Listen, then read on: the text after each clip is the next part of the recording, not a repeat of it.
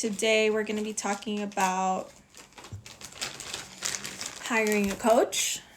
It's almost like people are so unfamiliar with what a coach is and does that the closest thing in their mind that they can kind of compare it to is a therapist, which is very dangerous because we're not therapists and therapists are not coaches. This video is more about, I don't really want to get into what a coach does because there are just so many different definitions of what a coach is, what a coach does. And I'm not getting into that today. What I'm getting into is knowing whether a coach is right for you or not. The information I'm sharing today is based on my own experiences when I've hired coaches and what my clients ask me and what they want to know about me before they commit to working with me. I will preface this with saying that I have hired a lot of coaches.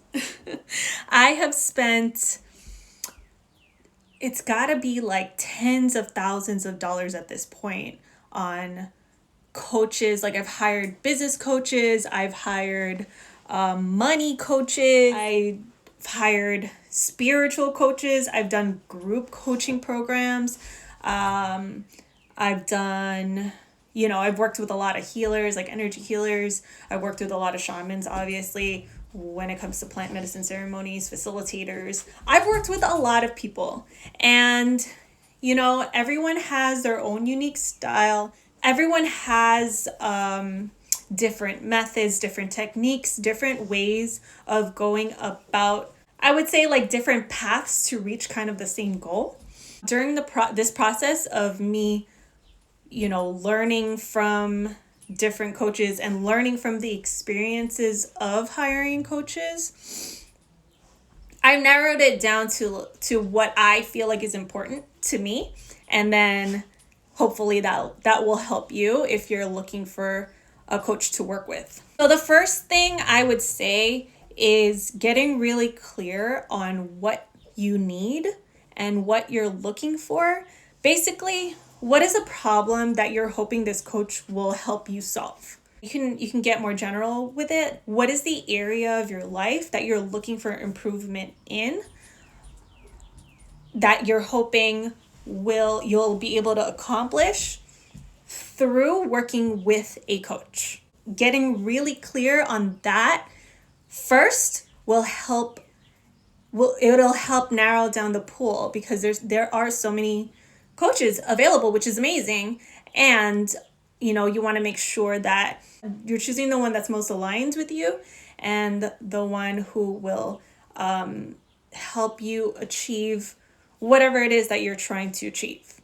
And getting really clear on that first, because speaking from experience, I've hired coaches from a place of confusion and lack of direction, lack of focus. Isn't that their job? Like, they're supposed to help me figure that stuff out. It was almost like I put so much pressure on them to solve all my problems for me, and I didn't want to do any of the work.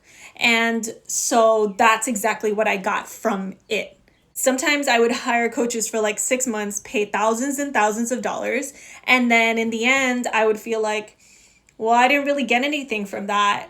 And it's not because they were a bad coach. They were just not the coach for me at that time. And because I didn't do my due diligence, I didn't know that.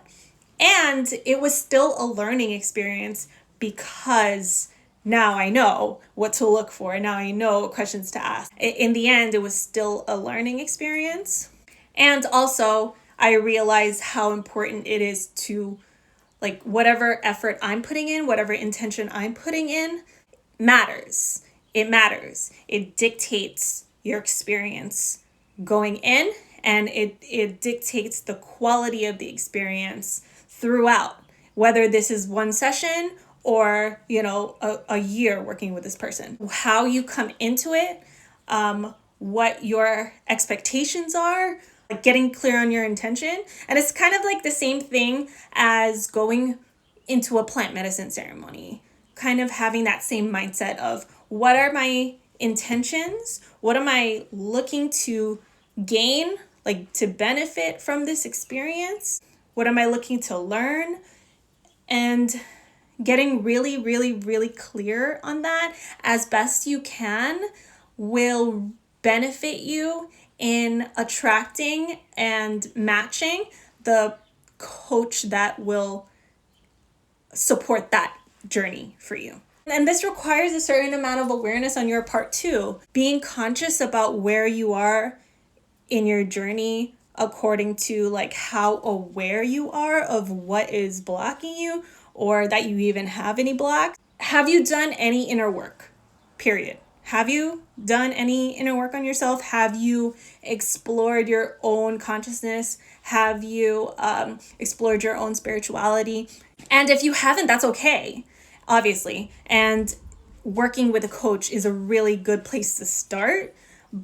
And also knowing that you kind of need your hand held, it's good to know, because then you can kind of look for someone who works with beginners. You can look at the coaches that you're looking to hire and see what their expertise is in. Something I like to look for in a coach is how clear are they? How clear is their message on what they can help you with and who they can help? I tend to stay away from the people who are like, I'm here to help anyone who's ready, and I can help you with anything you're going through. And it's kind of like, if I'm getting my roof done, I want someone who only does roofs. I don't want someone who does roofs and plumbing and electricity and all kinds of other stuff. No. I want you to be a roof expert. This is where getting clear about what you need comes in very handy, because then you'll be able to see, I need help specifically with my relationship with money, or I need help specifically with my mindset around money. So I'm going to look for someone who specializes in money mindset and specializes in money relationships. For me, when I'm looking for a coach, I like to explore their social media presence. I like to explore maybe like podcasts they've done or talks they've done, because that's when you really get a feel for who they are, what their energy is. You know, I like to hear their backstory, how they got started in coaching. I want to hear about their struggles. That's another thing. Are they going to be able to relate to you? This is especially important for people of color specifically. I feel more comfortable working with women because I feel like they can understand me better. You kind of have to figure that out for yourself. What is going to make you feel comfortable? What's going to make you feel seen, heard, understood? Those things are really important when you're working with a coach. Your relationship with your coach is super intimate. It's really intimate. It's probably one of the most intimate relationships you'll ever have. Your coach is there to kind of hold space and support you meeting yourself, like you facing your shadows, you facing the parts of you that you're ashamed of. It's like spilling all your dirty secrets to them. Like, you need to trust that they're going to be able to hold space for you, that they're going to be able to help you through whatever it is you're moving through. A good coach will trigger you, and a good coach will help you move through the trigger, give you the tools to be able to move through the trigger yourself. A coach isn't going to do the work for you. That's on you. And that's something I needed to hear, because I thought the coach is going to do all the work for me and fix me. There's a certain level of trust and there's a certain level of faith that you kind of have to come into the coaching container with, that you need for any relationship, any new relationship that you're starting. If you're dating someone new, you kind of have to you have to put in that level of trust in order to receive anything from it. So you're never going to be like 100% sure that somebody is the person for you. That being said, every experience, whether or not that person turns out to be what you expected or is able to help you in the way that you wanted them to, whether or not it is successful in that way, no matter what, it's going to be a learning experience. I have worked with coaches that I felt like didn't help me at all. And I still learned a lot about myself during that time. I still learned a lot about my needs, how I feel supported, how I want to feel supported, what I'm comfortable with, who I'm comfortable with, what I need in the container in order to be fully vulnerable, to show up fully vulnerably. I don't think it's ever going to be a waste of time. Getting clear on what you're willing to invest in yourself. If you are feeling uncomfortable with what someone is charging, then don't work with them. It's very simple. When you're trying to find or attract the right coach, it's a vibrational match that you're looking for. All of these factors around, the decision to work with a coach, they're all part of that. They're all part of the vibration. If you're feeling like resistance to a certain price point, you have to look at what you're willing to invest in yourself. I like to think about it as, what is my healing worth to me? What is the thing that I want to achieve by working with this coach? And what am I willing to pay to achieve that? I've spent tens of thousands of dollars working with coaches. Some of them worked out really well. Some of them did not. And every single time I made the decision, that I was worth spending this money on. I mean, what else am I going to spend my money on if not for me? I learned this lesson when I sat with Iboga, and with Iboga, I had to give so much because I was so scared. I was so afraid to go into ceremony. I was so afraid to see whatever the medicine wanted to show me. I was just terrified. Why are you here? Why are you choosing? Because no one's forcing me to sit with the medicine, right? I came there because I knew that I had to. I can go into this really scared, like kicking and screaming and getting dragged in, or I can go in willingly, stand in my power and say, I'm willing to face whatever I need to face. I am willing to do whatever I need to do, give whatever I need to give in order to come out of this a, more liberated person, a more evolved person, a more fulfilled and satisfied person. That to me is worth everything. What is the cost of staying the same? Because at that time, I was so depressed. And that was after I had done 4 ayahuasca ceremonies already.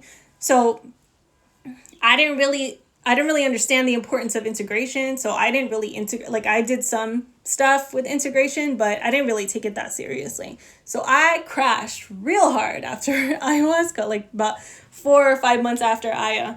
And then that's when I sat with Iboga. So I was in a dark ass place. To me, it was like, I can't continue this way. I can't just keep going with my life in this direction.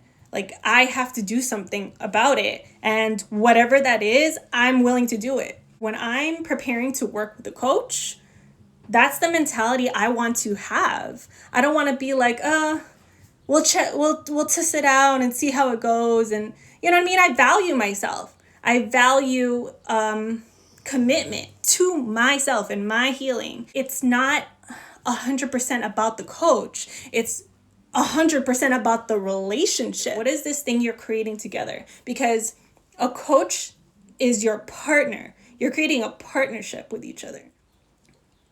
For me, a coach really points out your blind spots. When you're in a pattern, when you're in a program, it's really hard to see yourself in it because it's your reality. That's why, working with someone who you feel comfortable with, who you feel safe with, is important because they're going to trigger you.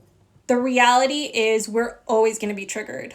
Always. Those are the indicators of where we have opportunities to grow, where we have opportunities to shift our perspective, shift from the shadow side to the evolved side of whatever those traits are, whatever those strengths are. It's the indicator that tells you, okay, pay attention to this. So working with a coach who triggers you and helps you get through the trigger, teaches you how to get through the trigger, that's the mark of a good coach. If you're looking to work with a coach, you're going to have to be okay with getting triggered. And if you're not, you have to be at least willing to. Always starts with the willingness. What am I willing to do? What am I willing to do to get to where I want to be? What am I willing to do to be the person who I know I can be? When you're thinking about cost, consider what is the value? What is the value of working with this person? And what am I willing to invest in myself? And don't negotiate with the coach. That's rude. Just if it's too high, just go to another coach. That's all I'll say on that. And then I want to reemphasize the ability for them to relate to you. For example, if I want to become wealthy and I grew up middle class,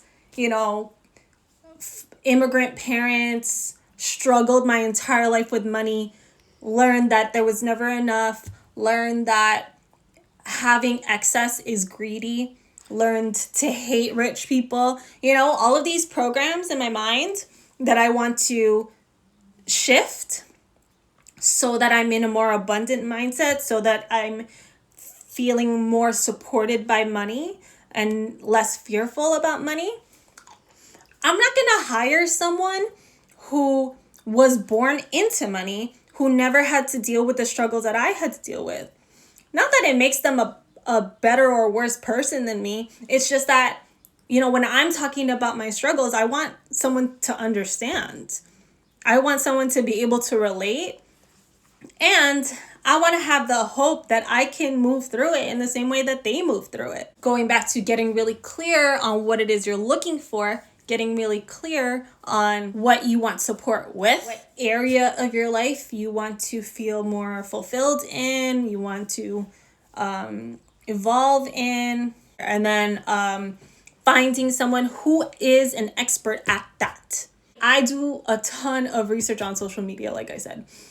I look through their videos. You're going to be talking to this person a lot. You're going to be talking to this person. So you want to make sure that you are on the same page in terms of communication. I like to see and hear people talk before I work with them, because anyone can say anything about themselves during a clarity call, you know what I mean? You can tell a lot from a person by the way they talk and what they talk about and how they talk about themselves and how they talk about their practice and everything like that. You gotta feel them out and then listen to your intuition as well. Like, is this someone that you feel like you could talk to? Is this someone that you feel like could understand you, that would listen to you? Is this someone that you feel like can hold space for you? And a lot of the time, the people that can hold space for you are the people who have been through what you're going through. And that's where I like to gauge whether I want to work with a coach or not. Have they been through my struggles? Have they found a way through? Because if you've never been through my struggles, how can you help me? Like, it's not just about mindset, because all of that stuff you can read in a book. All of that stuff you can listen to on a podcast or watch in a YouTube video. The mark of a good coach is someone who can actually help you embody what you're trying to reprogram. And that means on a visceral level. Every cell in your body holds DNA and holds memory. You are reprogramming your mind, and your mind is part of your body. They're not separate. A lot of the time when people are looking for coaches, they are starting with a dysregulated nervous system because they've been in such a stress response since they experienced their first trauma. Working with a coach who understands the physical aspect of it, because it's not just mentally, spiritually, and emotionally that we're doing the work, it's also physically. There's an overemphasis on the spirituality side of things, like ascend into the 5D and, transcend your ego and all that stuff. But if you're not able to align it with your physical reality, what's the point? You're just spiritually bypassing. You're just kind of like in dreamland and not grounded, and your life is still shit. And I laugh and I joke because this was me after I went to do ayahuasca. I was like, oh yes, like everything is beautiful and the world is perfect, and it is. Everything is beautiful and the world is perfect. And there's work to be done. And then on the flip side, people who just focus on the physical and don't connect it to the spiritual, it'll exhaust you. Just constantly putting in effort, forceful effort especially, when there's no aspect of like faith and no aspect of hope. It's easy to get caught in like the negative cycles and the negative thought patterns and loops. So you need both. It's not about one or the other. Neither one is better than the other. We're here to have a human experience. So have the human experience. Don't, live up here. First of all, you can't make money up there. You can't feed yourself up there. You can't have relationships up there. And what's the point? What's the point of being on Earth? What's the point of living your life if you're just gonna, live in a higher dimension where none of this stuff exists anyway? If you have any questions on how to vet, any more questions on how to vet your coach, hit me up. If you're interested in integrating your plant medicine experience, hit me up. Or if you want to know whether or not you're spiritually bypassing, hit me up, because I didn't know that I was spiritually bypassing. I just thought that I had transcended. And life is bliss now.